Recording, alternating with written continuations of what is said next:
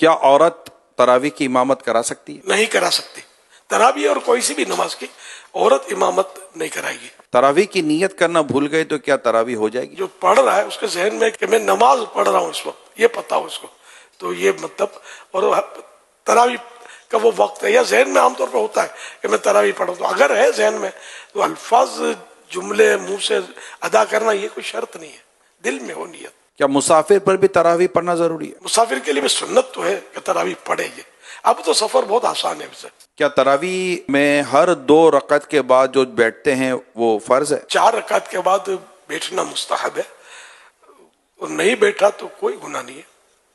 4 رکعت کے بعد 4 رکعت، اس کو ترویح بولتے ہیں 4 رکعت کو. کیا تراویح پڑھنے کے لیے روزہ رکھنا ضروری ہے؟ روزہ ہے، تراویح ہے.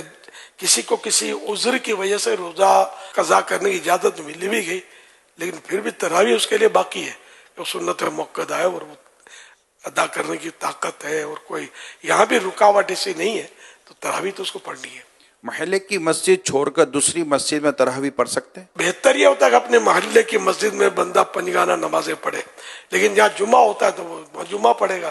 تو اگر تراویح اس طرح کسی اور مسجد میں جا کے پڑھے تو کوئی گناہ نہیں ہے. عشاء کی نماز سے پہلے تراویح پڑھ لی تو کیا ہو جائے گی؟ عشاء کے فرض کے بعد ہی تراویح کا ٹائم شروع ہوگا، اس سے پہلے نہیں ہوگی. عشاء کی جماعت مسجد میں ہو گئی تو کیا وہ تراویح کی جماعت پڑھ سکتا ہے؟ مسئلہ یہ ہے کہ عشاء کے فرض نہیں ملے تو تراویح تو پڑھ سکتا ہے با جماعت.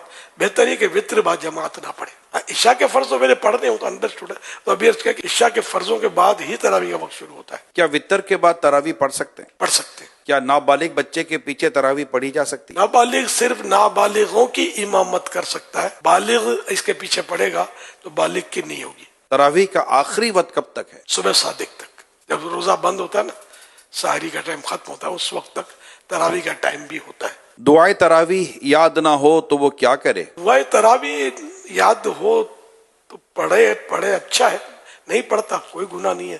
درود شریف پڑھے اس وقت، کوئی بھی ذکر و اذکار کرے. پھر فرض چپ بھی بیٹھا ہے تب بھی کوئی گناہ نہیں ہے اس پر.